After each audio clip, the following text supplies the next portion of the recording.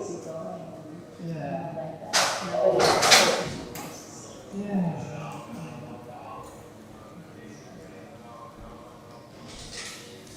I saw you doing your thing yesterday. You must have been an emergency. I was. So then you look in the closet. It's 6:10. You called in. And luckily I was playing. Wow. Otherwise It was actually Krishna's music because I lost a jewel in the morning and I was told Sadhu. And I found it. you lost what? A jewel. And I told Sadhu he was doing greetings and I said I've lost it. I couldn't find it. But because I got on there, I'm just Krishna's thing. So yeah. Because I was watching the class online. And then I saw it was 10 past and I saw you go and I thought, okay, this is I don't think I even paid my basis in the deep man. And I haven't done that service for a while, so it was a bit intense. Yes, that was fantastic. Yeah, it was beautiful. It was actually really nice. And especially when I just started saying that, you know, like we're chanting and we're asking for service. Oh yeah, I was on the altar when he was saying that. Very relevant. Yeah. Because I actually had this cancer. The sari I wore in the morning. I went home and I thought I'll take it off just in case I need it to be suited again. Because I knew I was going to go past in the afternoon. So I took it off and then I came out for some other house. So I just put it back on. I can use it now. That's really questions. Thank you.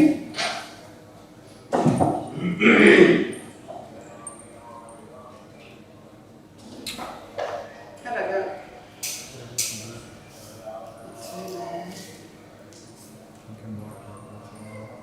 Pink and white. Yeah. Well, it was a hard colour to match. I couldn't see anything. It's a nice. Well, it's a bit messy, but it's okay. I don't know who's doing it. But I actually tucked it under its bottom.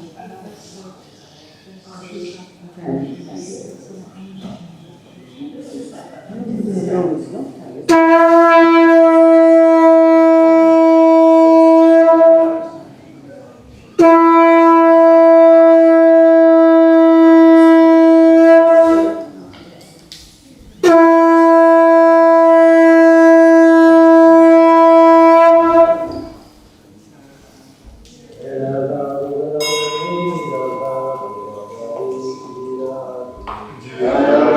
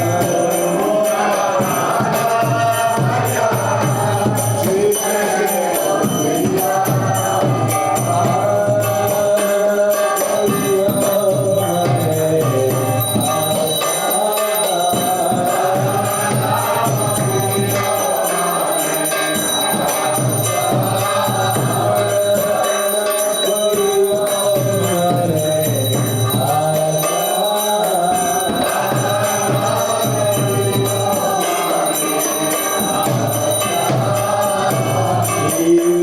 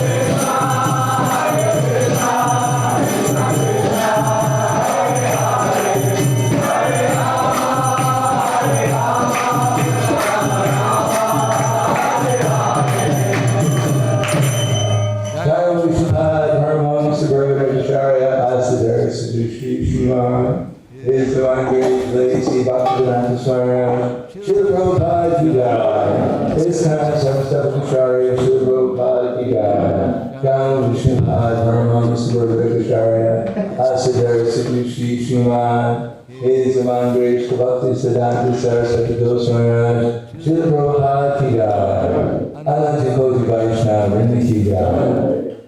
Namacharya Srila Haridasa Koti Jai, Shri Rusnatha Bharagana, Shri Ji Gopala Dasrakana, Shri Goswami Prabhu Ki Jai, Prabhupada Shri Krishna Chaitanya, Prabhu Nityananda, Shri Vasudeva Gaur Bhaktivinoda Ki Jai, Shri Radha Krishna Gopinath, Shamakan Radhakan Giri Govardhana Ki Jai, Bhaktivedanta Ki Jai, Vrindavan Ki Jai, Mayapur Ki Jai, Guritam Ki Jai, Jagannath Puri Ki Jai, Ayodhya Ki Jai, ISKCON Govardhana Ki Jai, Gandhamaya Ki Jai, Nilmaya Ki Jai, Srimati Bhakti Devi Ki Jai, Srimati Tulasi Devi Ki Jai, Shri Radha Govardhana Ki Jai, Shri Krishna Balaram Ki Jai, Shri Govardhana Ki Jai, Shri Panchatattva Ki Jai, Shri Gauranitai Ki Jai, Govardhana, all glories to the Sangha, all glories to the Sangha, all glories to the Sangha, all glories to Shri Guru and Shri Gauranga.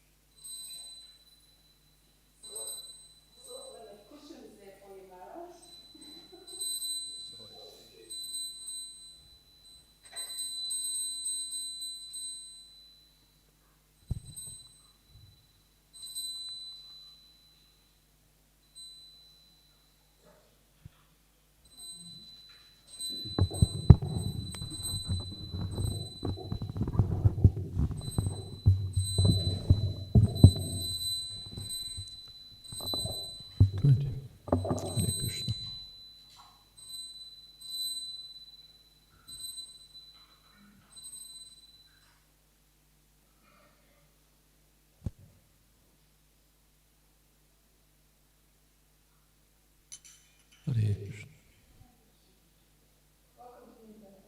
Thank you, thank you. Hare Krishna.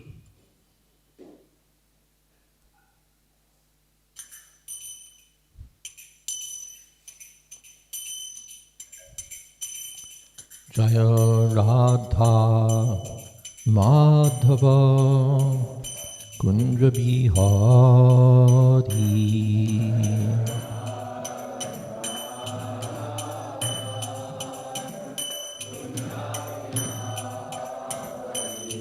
Jaya Radha Madhava Kunja Bihari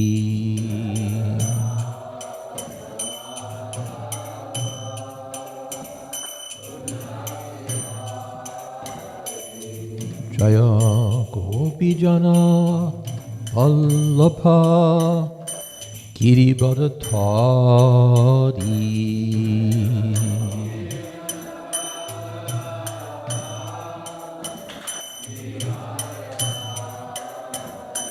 Yashodanandana Prajajana Ranjana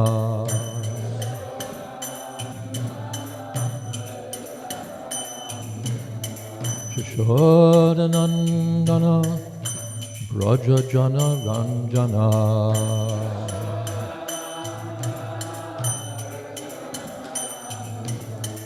Jamuna Tira Vanachari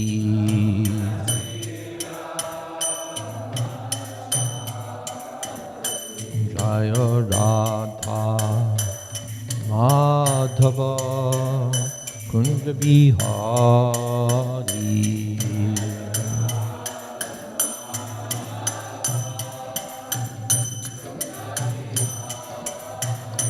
Jaya Radha Madhava Kunja Bihari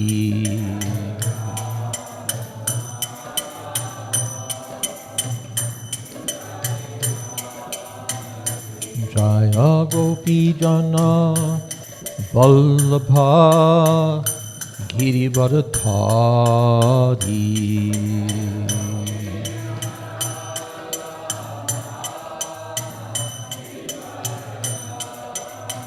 Yashodanandana Prajajana Ranjana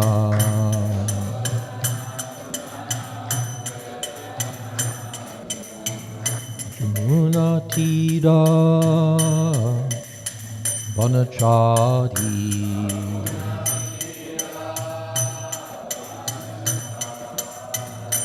Jaya Radha Madhava Kunja Bihari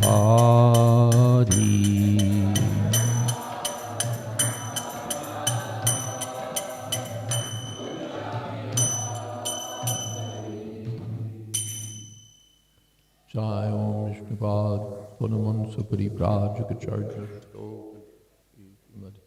A.C. Bhakti Vedanta Swami Maharaj Prabhupada Ki Jai Ananta Koti Vaishnava Vrinda Ki Jai Namacharya Srila Haridas Thakur Ki Jai Prem Se Kaho Shri Krishna Chaitanya Prabhu Nityananda Shri Advaita Gadadhar Shri Vasari Gaur Bhakta Vrinda Ki Jai Shri Shri Radha Krishna Gopinath Sham Kun Radha Kun Giri Govardhana Ki Jai Vrindavan Dham Ki Jai Navadip Dham Ki Jai Jagannath Puri Ki Jai Ganga Mai Ki Jai Jamana Mai Ki Jai Tulsi Devi Ki Jai Bhakti Devi Ki Jai Samaveta Bhakta Vrinda Ki Jai.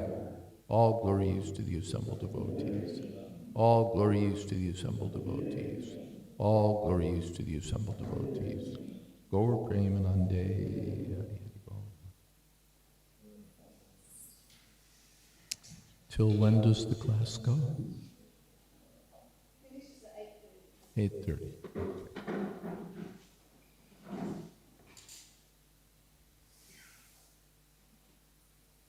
Om Namo Bhagavate Vasudevaya. Om Namo Bhagavate Vasudevaya. Om Namo Bhagavate Vasudevaya. Srimad Bhagavatam 3:26-72.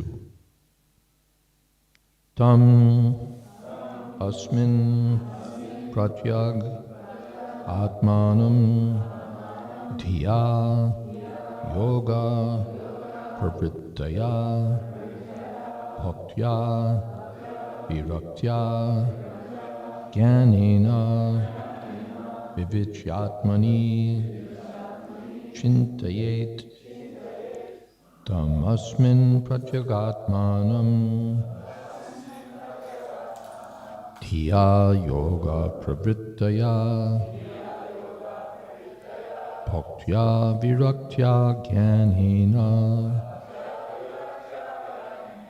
vivichyatmani chintayet tam asmin pratyagatmanam dhiya yoga pravrittaya bhaktya viraktya jnanena vivichyatmani chintayet.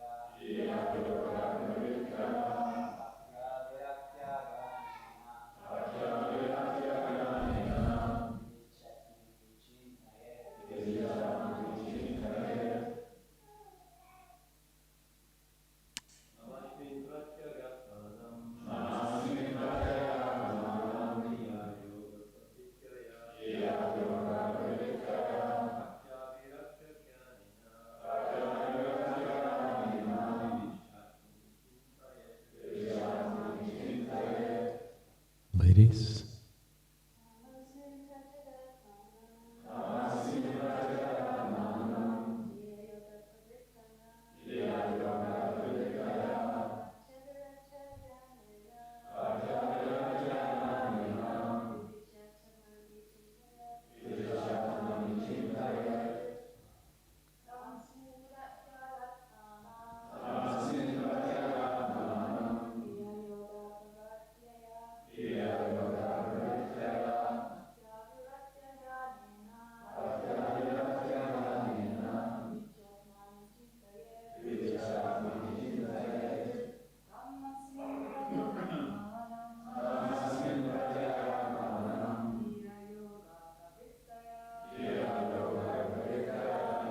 No, it's okay.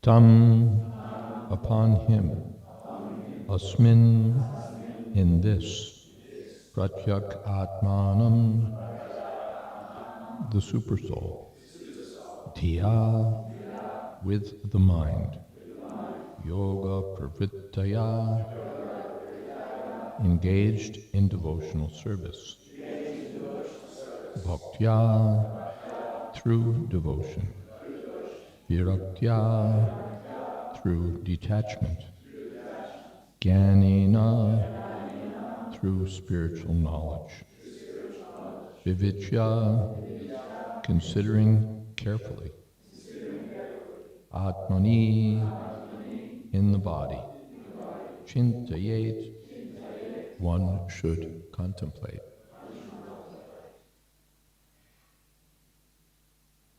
Therefore, through devotion, detachment, and advancement in spiritual knowledge acquired through concentrated devotional service, one should contemplate that supersoul as present in this very body, although simultaneously apart from it.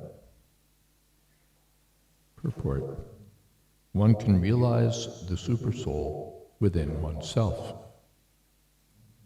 He is within one's body, but apart from the body, or transcendental to the body. Although sitting in the same body as the individual soul, the Supersoul has no affection for the body, whereas the individual soul does. One has to detach himself, therefore, from this material body by discharging devotional service. It is clearly mentioned here, bhaktya, that one has to execute devotional service to the Supreme. As it is stated in the first canto, second chapter of Srimad Bhagavatam, Vasudeve Bhagavati Bhakti Yoga Prayojitaha. When Vasudeva, the all-pervading Vishnu, the Supreme Personality of Godhead, is served in completely pure devotion, detachment from the material world immediately begins. The purpose of Sankhya is to detach oneself from material contamination. This can be achieved simply by devotional service to the Supreme Personality of Godhead. Om Jnana Timidandasya Gyananjana Shalakaya Chakshun Militam Jena Tasmai Shri Gurave Namaha Shri Chaitanya Manobhistam Sthapitam Jena Bhutale Swayam Rupakada Mahyam Tadhati Shapadantikam Vandeham Shri Guru Shri Jatapadakamalam Shri Gurun Vaishnavanscha Shri Rupam Shadrashatam Sahagana Raganatan Vitam Stam Sajivam Sadvaitam Savadhutam Parijana Sahitam Krishna Chaitanya Devam Shri Radha Krishna Padan Sahagana Lalita Sri Vishakhan Vidamscha He Krishna Karuna Sindho Dina Bandho Jagatpate Gopesha Gopika Kanta Radha Kantan Mostute Tapta Kanchana Gaurangi Radhe Vrindavaneshwari Rishabhanu Sute Devi Pranamami Haripriye Vancha Kolpatarubhyascha Kripa Sindhobhyevacha Patitanam Pavanebhyo Vaishnavebhyo Namo Namaha Shri Krishna Chaitanya Prabhu Nityananda Shri Advaita Gadadhar Shivasadi Gaur Bhakta-vrinda Hare Krishna, Krishna Krishna, Hare Hare, Hare Rama, Rama Rama, Hare Hare. Tam asmin pratyagatmanam tiya yoga pravrittaya bhaktya viraktya jnanena vivichyatmani chintayet. Tamasmin pratyagatmana. In the body there's a supreme soul and an individual soul. They're not identical in all respects. To some extent identical, but separate. Dvasuparna Sayuja Sakaya. In the Upanishads it's said that there are two birds sitting in one tree. The tree is this body, and the two birds are the individual soul and the super soul. The individual soul is trying to enjoy the fruits of the tree, sometimes sweet, sometimes bitter, and the super soul is not interested in that. He's detached. So one can realize this super soul when one is detached and situated in knowledge by virtue of devotional service. When Vasudeva Bhagavati Bhakti Yoga Priyojita Janayati Ashu Vairagyam Jnanam Cha Yadvaitakam.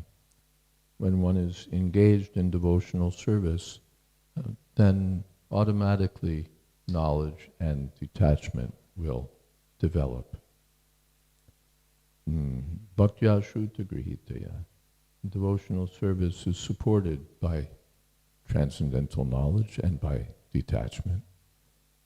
When there's Bhaktir Parasyanubhavo Viraktiranyatra, when there's devotional service, we automatically expect to see detachment. We don't expect to see ignorance and attachment.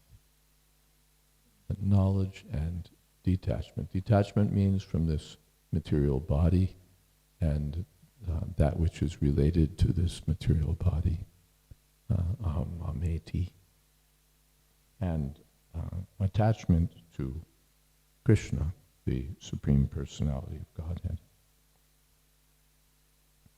When one is detached from the attraction of material prosperity, one can actually concentrate his mind upon the super soul. Generally, people are engaged in economic development, which means making money. Where is money? Where is money? And increasing our assets, our investments, our property. And if we do that, we're successful. The educational system is also like that. Even those who are devotees, if they have children, they want their children to attend first-class university and get a first-class career and make first-class money as the first priority. And they should also be pure devotees of Krishna. But if they don't become devotees, well, what could we do? But if they fail in their material careers, then that's our fault. So we have to see to that. And apart from our own children, we ourselves, that's our first priority. So when one is detached from that, one can concentrate the mind on the super soul. Bhogaishaya prasakdaya. As long as the mind is engaged, attached to opulence and enjoyment, then the resolute determination required for concentration on the super soul just doesn't get itself together. Chitatmana prashantasya paramatma samahita. On the other hand, if one controls the mind and controls the senses, then one becomes peaceful. The mind becomes peaceful. Why is the mind agitated? It's agitated by thoughts of sense enjoyment. Or it's agitated by attachment. My this, my that, my this, my that. I was talking with one very successful, materially successful devotee. He's also spiritually successful. And we were discussing a little about his business. He said as soon as we acquire an asset, the mind immediately becomes busy with thinking of how to maintain or use that asset. It's a simple thing, but quite to the point. If we acquire something, then we're thinking, protecting it, using it, how to do this with it or that with it, insure it, make sure no one else grabs it, that the roaches don't overrun it, whatever it is, what to do with this asset. And if we have many assets, then the mind is always thinking this asset, that asset. So one who's attached to material prosperity, his assets, will find it difficult to fix the mind on the super soul, because his mind is going here and there, thinking about various assets or the various opportunities for acquiring money and then enjoying material comfort and sense enjoyment.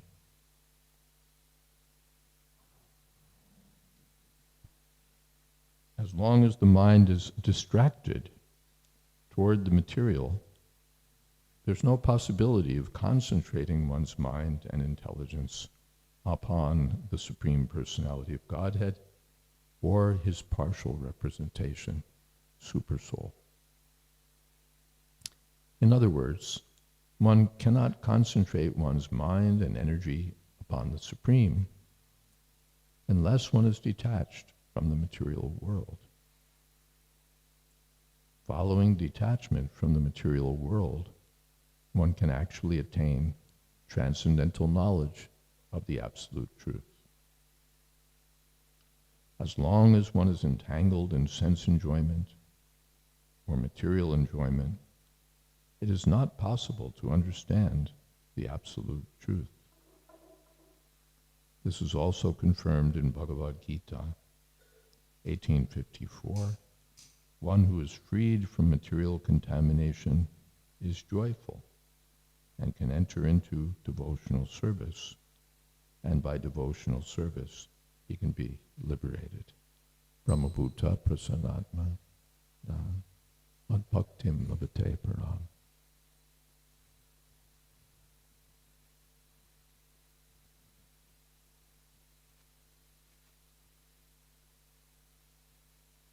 Therefore, Chaitanya Mahaprabhu, Vairagya Vidya Nija Bhakti Yoga, Shiksharta Meka Purusha Purana. And Sri Chaitanya Mahaprabhu came to teach Vairagya and Vidya and devotional service. Not end devotional service as ancillary. Devotional service is the main thing. Better not to sit that way in front of the deity. With the arms around the knees. Yes. Thank you.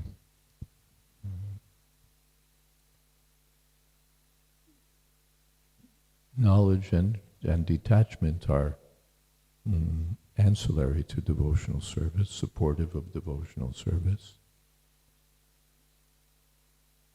And therefore Chaitanya Mahaprabhu, he could have showed a life of devotional service while enjoying like anything. But he showed the detachment, serious detachment from wife, from mother, from family, from everything. Vairagya, Vidya, and transcendental knowledge. Nija Bhakti Yoga. In the Srimad Bhagavatam first canto, it is stated that one becomes joyful by discharging devotional service. Bhaktya Paramaya Muda. In that joyful attitude, one can understand the science of God or Krishna consciousness. Otherwise, it is not possible. The Brahmabhuta Prasanatma, one becomes joyful in Krishna consciousness. Prabhupada said the first sign of a self-realized person is that he's not morose, he's jolly. Chant Hare Krishna and be happy. Those who are materially attached will be alternately joyful and morose, but or more of one, more of the other. but it will all be relative to material circumstances. But the Krishna conscious person is always joyful because he's detached from the outward material circumstances, and he's attached to Krishna. The analytical study of the elements of material nature and the concentration of the mind upon the Supersoul are the sum and substance of the Sankhya philosophical system. The perfection of this Sankhya Yoga culminates in devotional service unto the Absolute Truth. Thus end the Bhaktivedanta purports of the third canto, 26th chapter of the Srimad Bhagavatam, entitled Fundamental Principles of Material Nature. The Sankhya philosophy takes account of the material constituents of this cosmic manifestation, but the purpose is Chintaye. In the Bhagavad Gita,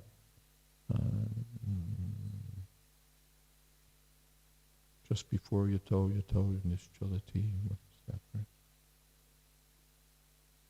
Yeah, it's chapter 6. Let's see. Thank you. Wow.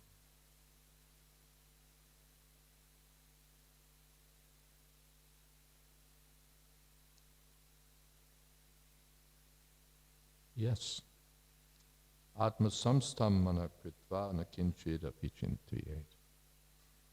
Shanai shanai rupa ramed bhujya dviti grihitaya. Atma samstam mana kritva na kinchid api chintayet. Gradually one should withdraw one's intelligence from the business of sense gratification, mind and intelligence, by determined intelligence. Atma sangstam mana kritva, and one should fix the mind on Atma, Paramatma. Nakinchid api chintya, and one shouldn't think of anything else. That's the goal. Always thinking of Krishna. Not sometimes thinking of Krishna, sometimes thinking of this, sometimes thinking of that. Always thinking of Krishna. Smartavyam satatam Vishnu, vismartavyam najatu chit. Hare Krishna, Krishna Krishna, Hare Hare. Hare Ram, Ram Ram, Hare Hare. Any comments, questions? Yes.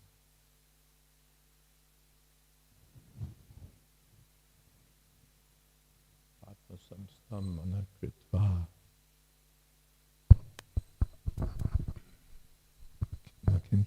Hare Krishna. Is the spiritual master the external representation of the Supersoul? Yes, that's stated. And verses there to that effect, quoted in Chaitanya Charitamrita. And so then to meditate on the instructions of the spiritual master is just as good as meditating on Supersoul? Yes. Meditating on the spiritual master is not different from meditating on his instructions. Meditating on the spiritual master is not different from meditating on the Supersoul. So if I'm thinking of the spiritual master's instructions, Supersoul is not different. It's not just a picture. It's not just a picture that we have a picture and we fix our mind on this picture, and that's Supersoul. But Supersoul means the personality of Godhead. The Supersoul is not different from Krishna. What Krishna means, he has form, he has qualities, he has desires, he has instructions. Not just, like a, what is it? You see these little, what would you call them? Like someone has a what would you call them? Piece of furniture, and in the piece of furniture there's a trophy displayed, in glass. And Trophy cabinet, okay. There's that makes sense. So there's a trophy, and you can see the trophy. So it's not like the super soul's a trophy, that you just picture the trophy or you picture the personality of Godhead. When it's said that one should meditate on the lotus feet of Krishna, it doesn't mean you've got like a little separate thing with lotus feet. The feet, Prabhupada feet means person. So the feet are connected to the whole person, and the whole person is connected to his form, qualities, devotees, everything. So yes. Marsh. Sir, if I make a comment? Hmm? Can I make a comment? Absolutely. Yes, as you pointed out, the spiritual master is the representative of the super soul. But as Krishnadas Kaviraj Goswami says in the Chaitanya Charitamrita, Shiksha Guru Te Krishnara Swarup Antaryame Bhakta Shrestha Eduri Rup. That one should know the spiritual master Krishna, as a representative of Krishna. Both the super soul and the best of the devotees, they're manifestations of Krishna. So it's not only our initiating guru, who's a representative of Krishna, but anyone who, in proportion to their following the instructions of the Acharya and repeating the message of the Acharya through disciple succession, that's actually the super soul doing that. Because no one can do anything, either material or spiritual, outside of the super soul. And therefore, when one is engaged in devotional service under the direction of the Acharya, then what he's doing and what he's saying is actually the manifestation of the super soul also. Yeah. The devotees, Krishna, everything's finally a manifestation of the super soul. But the devotees represent the super soul. They carry his instructions. The super soul's within, and the devotees and the spiritual master are without. So whoever's in proportion, bringing us closer to Krishna, represents the super soul. At the same time, one should be, Kaviraj mentions, Kaviraj Goswami mentions the spiritual master. Not mentions, dedicates a whole chapter to understanding the spiritual master. So it's not that we're meant to, that the spiritual master is meant to be understood as diffuse, sort of a principle, but there's, I have my spiritual master, and there's the devotees, and there's the governing body commission, and there's this, and this committee, and that committee, and they all represent Krishna. They do. It's true. And at the same time, there's a spiritual master to whom we've accepted. When it's said, Guru Mukha Padma Bhakya Chate Te Kuriyakya, it's not diffuse, that therefore I accept all the words that I get everywhere. It's true. Wherever I get a good instruction about Krishna consciousness, I accept it. But still, I have a spiritual master. And the spiritual master is singled out in that chapter. So I'm not disputing, I'm just adding. Yes. Janardhan. Hare Krishna Maharaj. It says also that there is an eternal relationship between the spiritual master and the disciple. That's why when we say, he is my Lord, birth after birth, and which means also just like the external manifestation of the super soul is always with us, birth after birth. Yeah, the super soul is with us birth after birth. It's his kindness. He doesn't even have to be with us at all. But out of kindness, he accompanies every living entity in whatever body that living entity enters for enjoyment. So yes, thank you. There was a question, yes? Maharaj, can you say something about, sometimes you look at a picture of the Super Soul in the BBT publication, it's not that the Krishna is sitting there with the soul crammed into between the veins. We're not crammed in between the veins and the muscles. And it's described in the Bhagavatam there's a spiritual skull within the region, and also there's many associates of the Lord in there as well. Can you describe a bit more about really what's going on in there?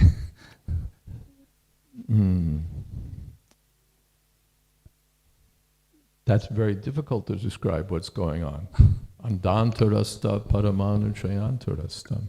He's within every atom. He's between all the atoms. All the atoms are within him. Let me just see.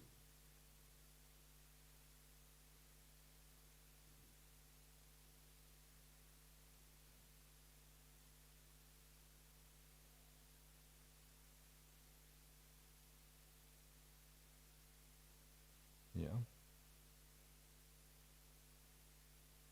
Sarvata panipadam tat sarvatokshi shiromukam sarvata shrutimal loke sarvamavritya tishtati sarvendriya gunabhasham sarvendriya vivarjitam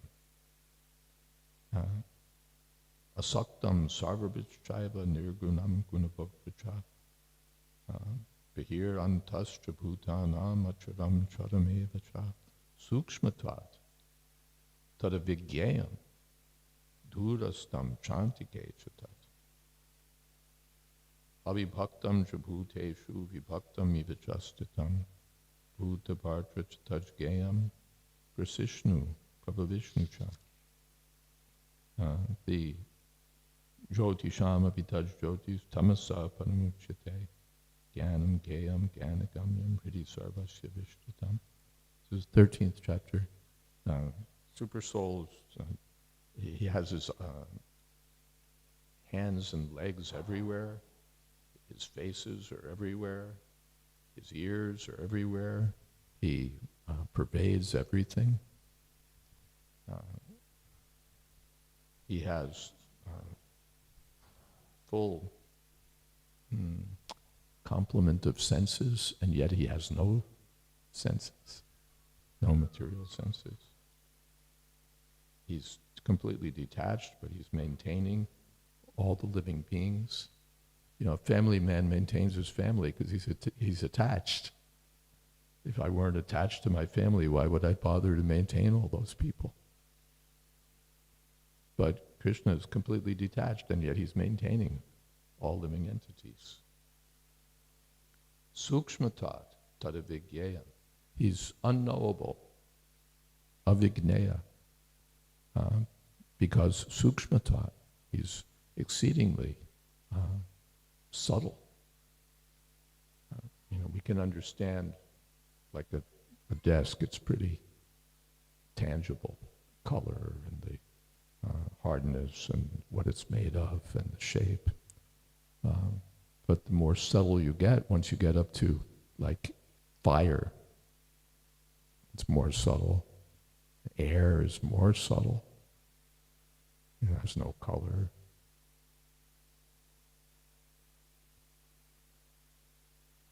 No shape. Then you get to the mind, it's more subtle. Intelligence, false ego is exceedingly subtle. What exactly is false ego? Higher than the mind, higher than the intelligence, but lower than the soul. Pretty hard to put a pin into. Then higher than the false ego is the soul. How subtle the soul is. And the super soul is still more difficult to understand. Avibhaktam chabhuteshu. He's undivided, and yet he's present in everyone's heart. So it's not just a piece of cake to understand the super soul, that he's Krishna, and Krishna is hard to understand. Yet sometimes Prabhupada says, wherever there's Krishna, everything's there with him. The whole Goloka Vrindavan is there wherever there's Krishna. All his qualities, pastimes, everything. Krishna's everywhere, which means everything is everywhere. Now, how do we understand that? It's not immediately graspable. But as far as his activities, we don't hear about activities of the Supersoul, that he's in the heart doing things, except for Smriti Jnanam Apavanam, giving memory, forgetfulness, intelligence. He's not enjoying anything. But his, what would you say, his engagement is to accompany the living being and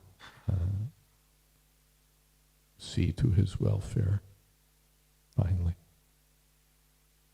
Therefore, different from the personality of Godhead. The personality of Godhead is vivid in his pastimes, and the Supersoul is.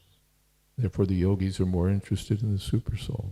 They haven't graduated to the platform of pastimes and emotional engagements, friendship, parental love, conjugal affection. That's not found in the Supersoul. For the yogis, Supersoul. And for the devotees, the personality of Godhead. Is that okay? Yes, Margie? Thank you, Maharaj, for being here. I wanted to ask you if you had any experience of when you were with Prabhupada, of him being the external manifestation of the Supersoul. Oh yeah, we all had experience. Why you are rubbish like this? Why you're doing this nonsense? Who has told you to do this? You think the Supersoul is calm and, all forgiving, all accepting. Not in his external manifestation.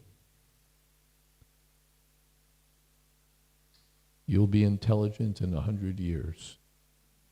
No problem. And on the one side and on the other side, oh, you have done so nicely. Appreciating. Whatever Prabhupada did. Especially when instructing. Representing Supersoul. It's not that we have to somehow or other put together an image where Prabhupada is somehow or other, you can almost see his forearms, and it's not like that. But he's representing. Just like during Queen Elizabeth's time, she had her various representatives, officials and so on. But you don't have to imagine them being a woman. Even though she was a woman, and these were her representatives, but not that they were identical in every respect, but they represented the authority and power and so on of the regents. That okay? Yes. This side, yes. Hare Krishna Maharaj. My question is on sense gratification. So we may just have a small sense gratification, but we carry it for years and years and years. Could you please explain how we can get rid of that little thing that we just like to do? There's something that we like to do. How do we get rid of it? We carry it for years and years and years.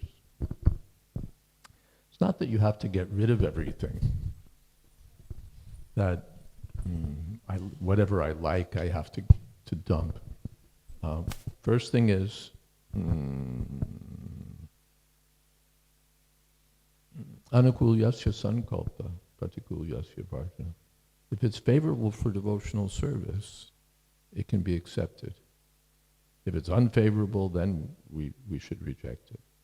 So if it's in the unfavorable category, then we should get rid of that by positive engagement. Yoga pravittaya. Is that what it is? Yeah. Yoga pravittaya. By positive engagement in devotional service, we get free from the attachments to this and that. if we just try to get free from the attachments without devotional service, that won't be effective. But raso varjam raso pyasya param drishva.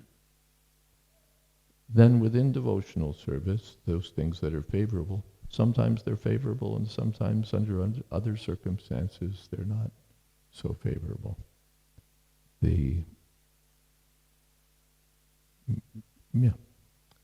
My engagements as a child are different from my engagements as a grown-up and different from my engagements as an old man. Just finished a book on the Vanaprastha ashram. Family attachment is favorable for devotional service at a certain stage. Not absolute family attachment, but some measure. But then later, one is advised, no, this attachment also, we should cut. So by determination, what is that? In the 15th chapter, asanga shastrena dridhena dridva. By determination. The banyan tree is very complex, so many roots going up, down, this way, that way, branches, leaves. So, dridhena, by determination, one should detach oneself. Where do you get the term from? Chanting Hare Krishna. Especially following the 4 regulative principles and chanting at least 16 rounds a day. We get determination there. And then from all the other things that probably rise early in the morning, worship the deities, hear Srimad Bhagavatam, associate with the devotees. It's not there's like a hidden thing. Tat tat karma pravartana. By doing all of these things, we advance. And if we neglect, then it will be more difficult. Is that okay?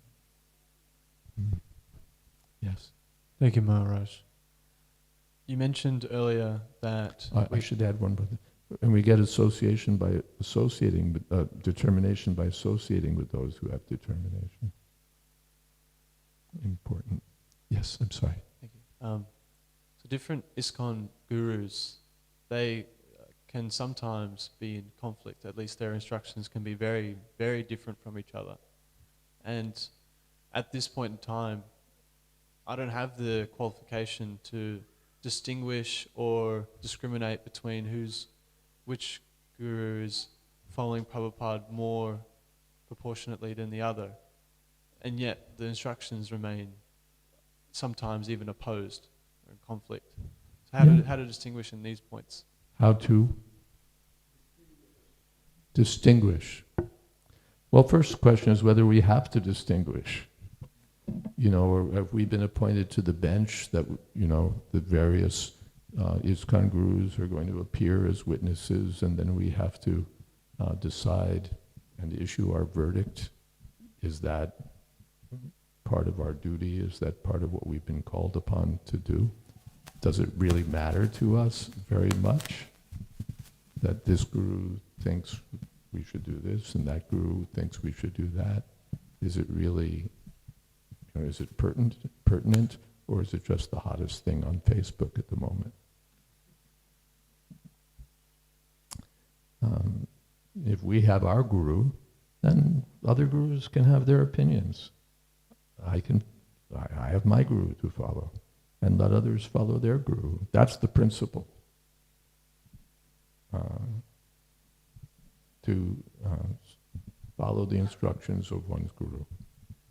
So you have your guru, there are different schools, there's Yale, there's Harvard, there's Oxford, there's Stanford. So, the students at the different schools don't have to keep looking around to see what they're teaching at the other school. They just have to follow the course that their professor is teaching. So I should follow otherwise why did I accept the guru? So I've accepted a guru, let me follow his instructions, and not bother my pretty head with all these questions about this one's disagreeing with that one has a different opinion from this one. For entertainment, maybe that's good, or for distraction, maybe that's good, but how does it help me move forward in devotional service? But if I dedicate myself to the instructions of my Guru, Arna Kuriya Maniyasha, then everything will be all right. As far as disagreement, that's to be expected. ISKCON Guru or ISKCON non-Guru or non-ISKCON Guru, everyone has a different opinion. That's the material world, or that's individuality. I used to serve in BBT in Athens for some time. There was a lawyer there. He said, you put two Greeks together, you'll get three different opinions. That's individuality. In the spiritual world, there's disagreement because there's individuality. So we don't have to somehow or other see that because there's difference of opinion, we have to fix it. We have to do something. Or we have to, now undertake a deep study and figure out who said the right thing and who said the wrong thing. Even the acharyas disagree with one another.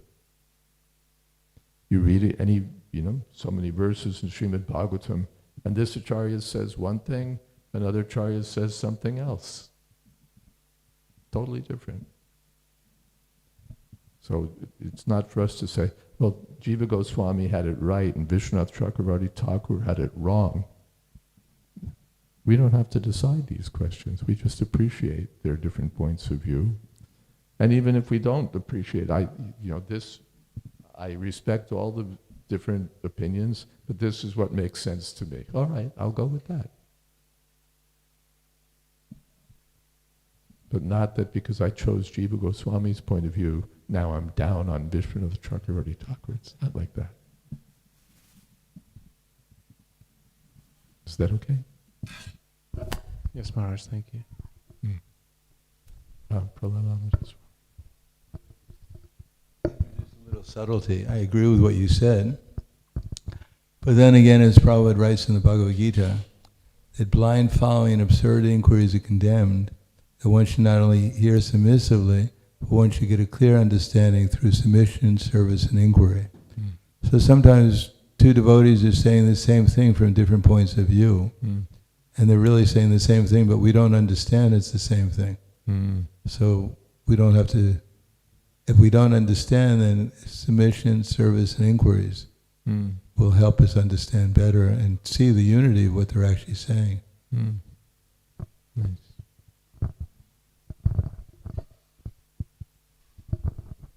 Hare Krishna Maharaj, thank you for a great class. I really liked what you said about the principles don't change. So while we have different gurus, the principle never changes. So you'll find that most gurus in ISKCON actually agree on the principles, but the details around those principles or around other things might be completely different. Yeah. When your guru says, you're actually Krishna, you've only forgotten it, then you know you're in serious trouble. But as long as everyone's teaching devotional service, following in the footsteps of the Goswamis, following our acharyas, then all right, we have scope for different ways. Even non-ISKCON gurus. Not that ISKCON gurus have it right, non-ISKCON gurus have it wrong. There are so many gurus outside of ISKCON following the Chaitanya Mahaprabhu's line.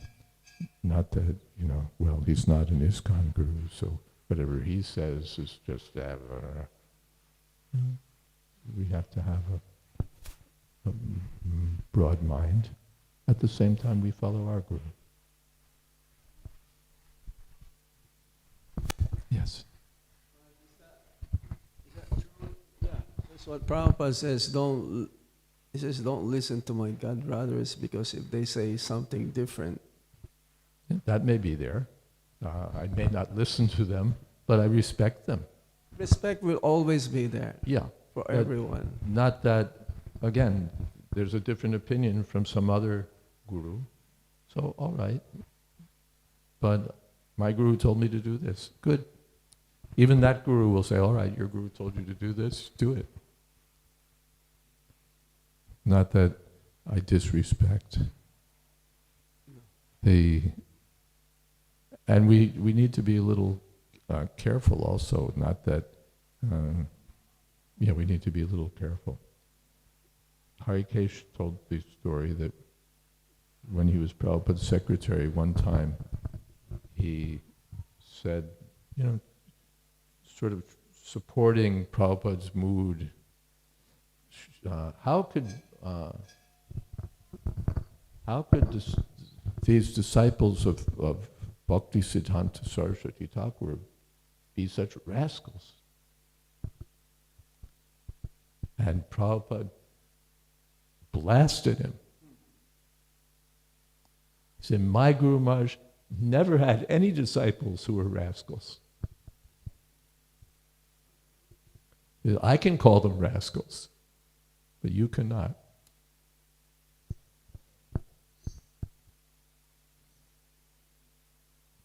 He said, you have said the wrong thing. My Guru Maharaj never had any rascals.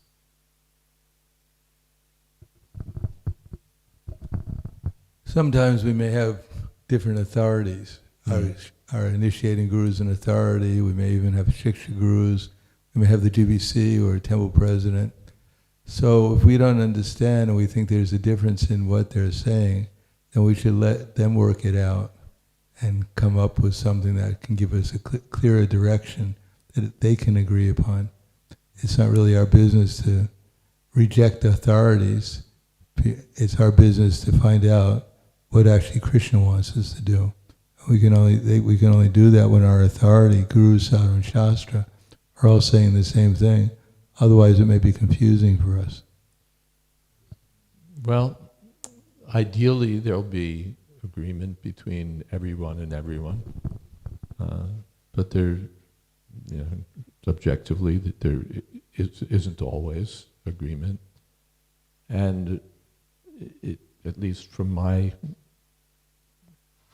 way of looking at it, it's not that all the gurus or all the authorities or all the temple presidents or all the GBC men or any mixture of the above are all saying the same thing. We may agree on core principles, but we may be saying entirely different things. It's not that we can just harmonize it by saying, like the Mayavadis, you try to preach to a Mayavadi. I remember back in the old days in 2nd Avenue, we had these people who would come from the up-down Swami Sampradayas, followers of this or that trendy guru. And you couldn't say anything to them because whatever you said, yes, that's what our guru says also. Any nonsense that they said, you could blast. And they'd say, yeah, that's what our guru says also. So it's not that everything is the same. Not that everybody's really saying the same thing. We're saying different things. Really. I have some things that I completely disagree with some of my godbrothers about.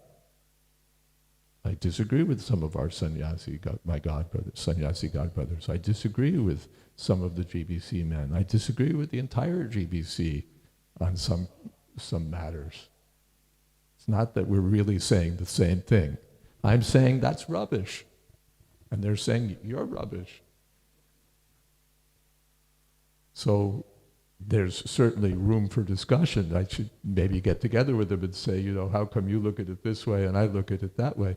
But I don't think we can just reconcile it by saying, really, we're all saying the same thing. Then there's another point.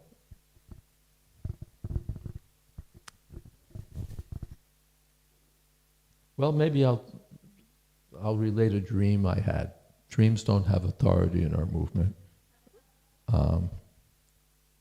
Except for the person who has them. Kaviraj Goswami went to Vrindavan on the strength of a dream, but you don't have to accept my dreams.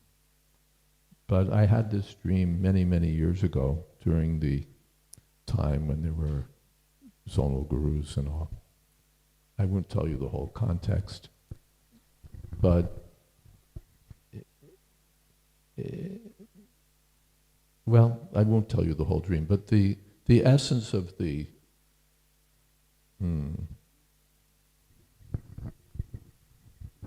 instruction that I picked up from the dream was that we have to follow our spiritual master. Even if our temporal authorities may have some difference of opinion, finally the duty of the disciple is to follow the spiritual master. I recognize that we try to harmonize everything. I recognize that we try to work together with one another for the common cause. But as a principle, there's no injunction in Shastra about following one's various authorities. And again and again and again and again and again and again and again and again, it's emphasized that one should make the instructions of the spiritual master one's life and soul. That's just what the Shastra says. Now, and our temporal authorities, who have very important responsibilities, have to work within that, have to live with that, have to work with that understanding, have to take that as a given, that that's what the Shastra says. And if we want to achieve a kind of easy equilibrium by minimizing the importance of the spiritual master, we're headed for disaster. It's just not a solution. Managerially, it's a great solution. Just make management the most important, then whatever the management says, you just follow it. Easy. But you just tossed out the books. So we can't do that. Another approach is just make Prabhupada the guru of everyone and make the management the Prabhupada's representative. And when we follow the management, then we're following Prabhupada and we're all Prabhupada's disciples and we're happy in Bangalore forever. But that's great too. It works as a managerial solution. You just couldn't ask for better. But you have to throw out the books again. So we have to live with this very difficult circumstance where each devotee is advised to make the words of his spiritual master his life and soul. And then we have to work together for serving Prabhupada's mission, taking into account managerial considerations and so many things. Sankarshan Prabhu.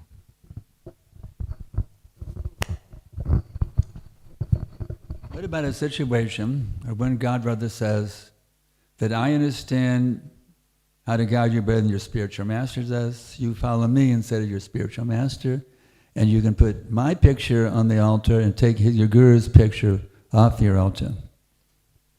We hope that guru whose picture is being taken off is really, really fallen.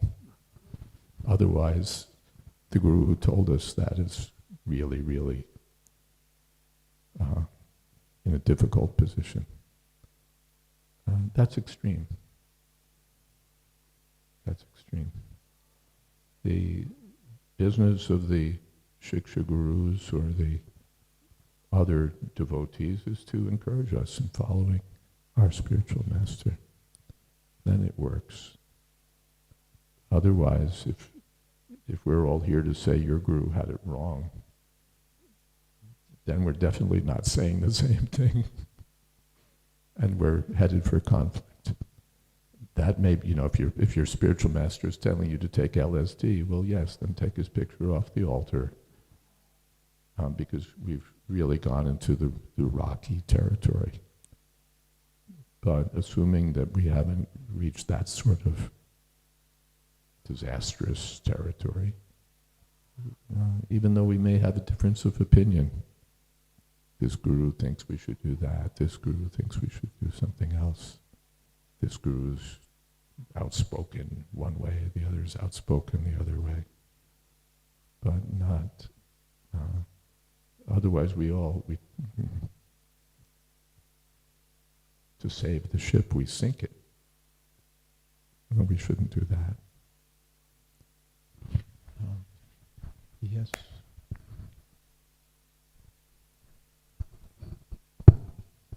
What is that? Amanina amanadena. We should give all respect to others, so we should respect that the devotee, we should respect his commitment to his spiritual master, we should respect his spiritual master.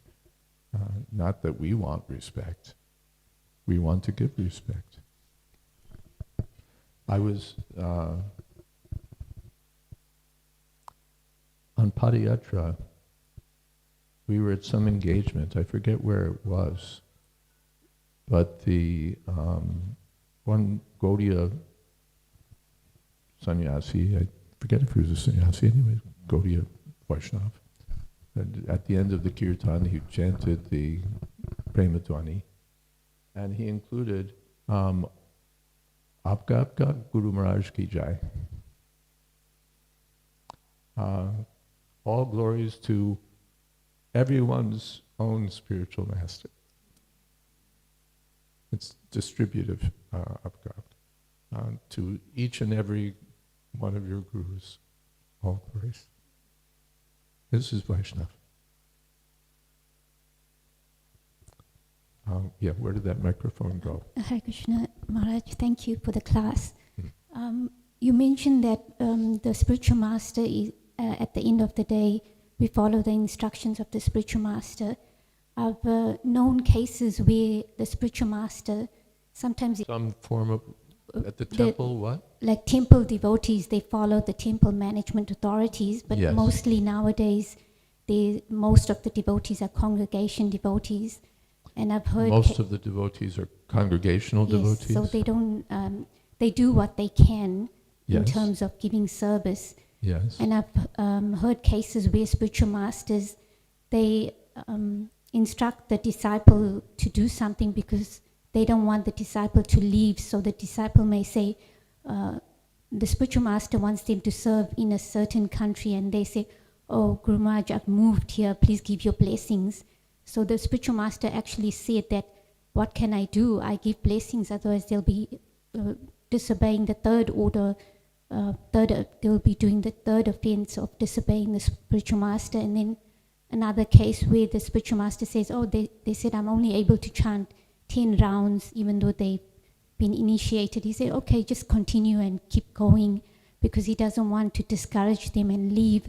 So there's that aspect of our own sincerity and our intention, or twisting the arm of the spiritual master, getting him to say what we want to do, because we're not willing to hear from anyone else, and we say, oh, my spiritual master said it's okay, so I'm fine.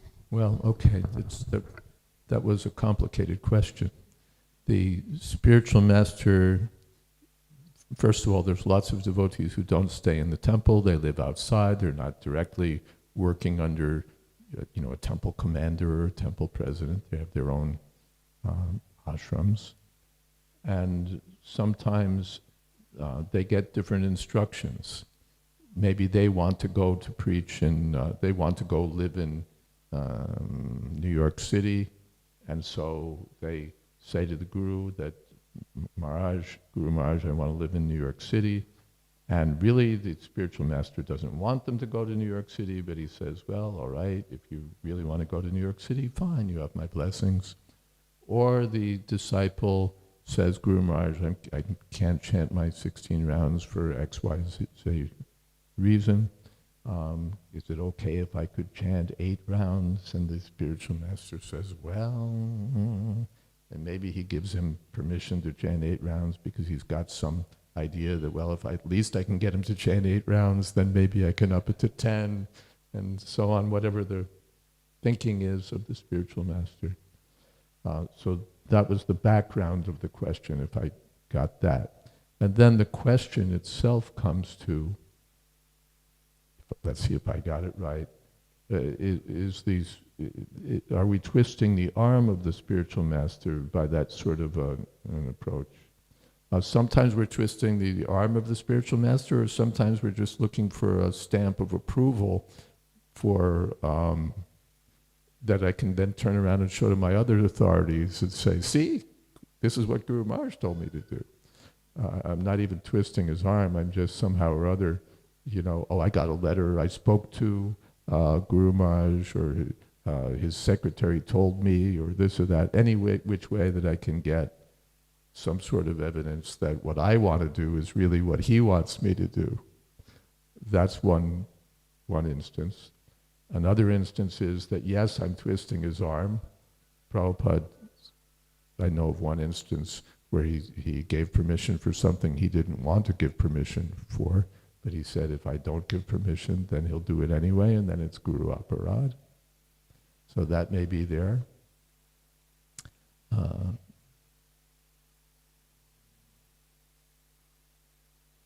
Or it may be that the Guru actually wants me to do something different, which I may or may not be willing to do, but those things are all there.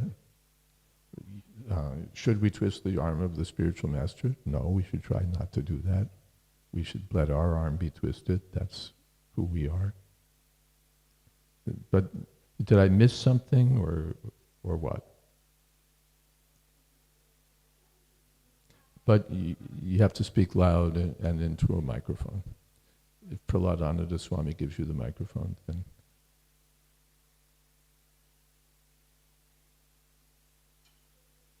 You touched on all the points. My question is, for me as an aspiring devotee, if I do something, then I'm not sometimes willing to hear from anyone else. I'm independent, and I don't want to hear from my peers. Don't ask me. Then what would... if you don't want to hear from anybody else, end of question, don't ask me. No, I'm just giving a scenario of the person thinking like that. Then if they're not willing to hear from anyone and they are just trying to get the seal of approval, as you mentioned, how can that person be helped? Okay, person really doesn't want to hear from anyone. How will that person be helped? With great difficulty. But maybe he'll be helped by his own sincerity. He has some interest in Krishna consciousness. Maybe he won't listen to this person, that person, or the other person, but he'll read. And by reading, he'll get some understanding. Or he'll chant very seriously. By chanting, he'll get something. Yeah, everybody's a different case. There's some people who are difficult. They don't like to listen to other people. And even their guru, they may be a little reluctant about. If they're not listening to their guru, chances are they're not going to listen to us either. But we pray for their welfare, and we hope that if they're doing something good, they're chanting, they're hearing, they're reading, there's something, all right, encourage them, go on chanting, go on reading, go on hearing. If you read the books, you'll find out that you should be listening to people. Some people. Praladhananda Maharaj had something to say, and then we'll end because we're way over time. No, it's off.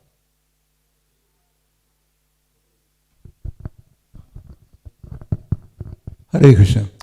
From the point of view of the disciple to the spiritual master, Diksha Guru, I guess that's what you're referring to, then he's supposed to learn a service attitude, so he's supposed to be obedient.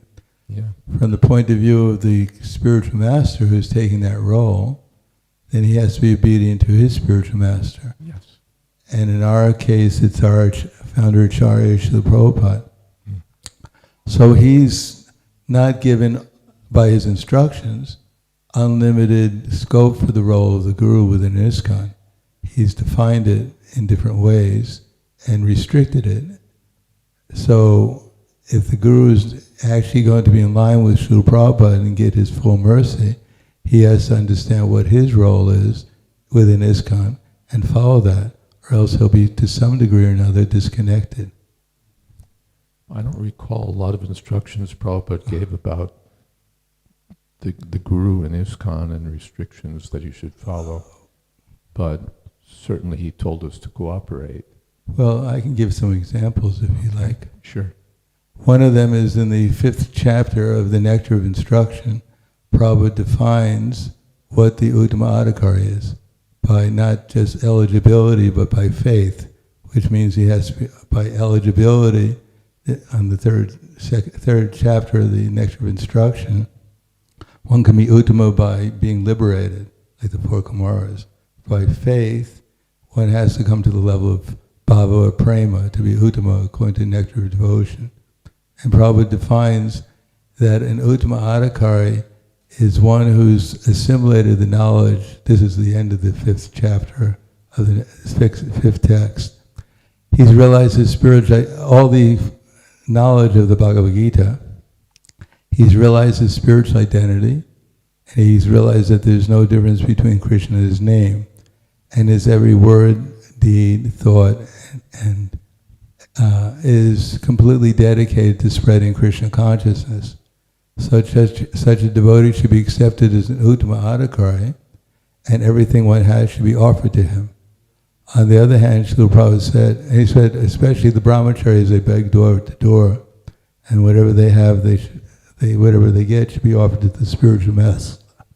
But then he says that if one is not on that level of Uttama Adhikari, but still he acts like that and he accepts, for instance, unlimited donations, etc., then he's sure to become degraded. So there is limitations, and someone has to judge, although the disciple may not judge, but in our movement at least, Prabhupada has assigned the GBC, for instance, and the temple presidents and other authorities, according to his last will. He said only 2 things in his last will. He said that the management shall continue as it is, as well as he said that he gave instructions to how to safeguard the properties.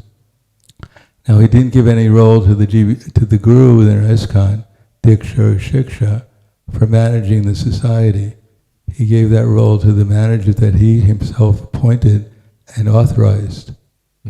So although the guru is to a disciple, when he gives instructions, how to follow sadhana and how to, for instance, advance in Krishna consciousness and cooperate to spread Krishna consciousness as long as he's in the movement with the other authorities, then I'd say that at least according to those instructions I mentioned, that then he's actually in line, when the guru does that, then he's in line with Srila Prabhupada.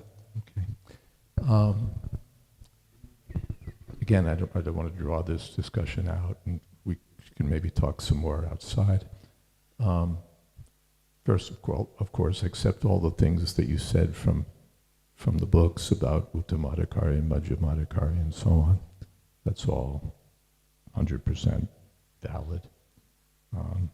I don't see, maybe it's my limitation, I don't see how that amounts to Srila Prabhupada specifying limitations on the role of guru. I think that those are conclusions that we might reach by thinking about those instructions that you quoted from the books. One might certainly reach a conclusion like that, or one might reach a conclusion somewhat different from that. But whichever conclusions we reach, they're conclusions that we've reached by taking these instructions that we all accept and then thinking about them and applying them in different ways, which is different from they're being actually prescribed by Srila Prabhupada. Those are our conclusions. And our conclusions should be based on what's there in the books. But it's not that because from here we reached conclusions here, these conclusions came from here, or were stated here. It's something we've derived from what was here. And the derivative, and that's how we work. When we derive something from the authority, then we have some claim, some ground to stand on. But it's not that what we've derived is necessarily stated explicitly in the source. It's what we've understood. which has its own force, its own validity. So that was,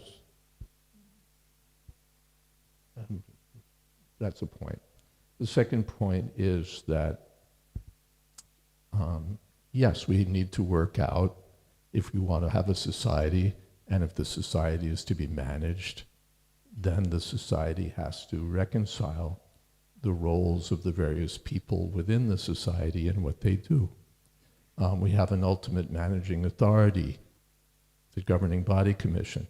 Now, what if your husband tells you something other than the GBC? You know, the husband has a role. What if your father told you to do something different than what you heard from your temple president?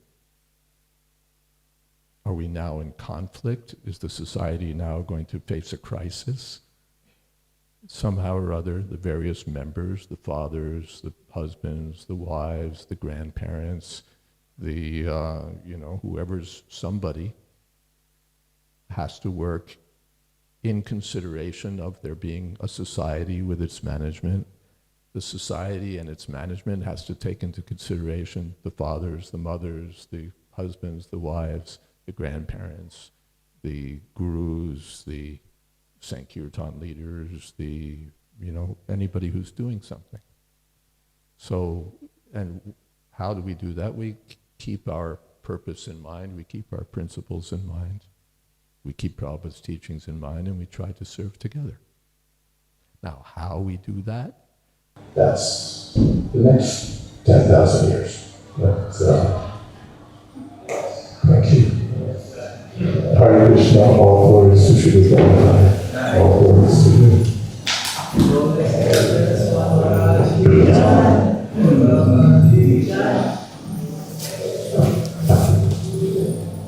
Thank you.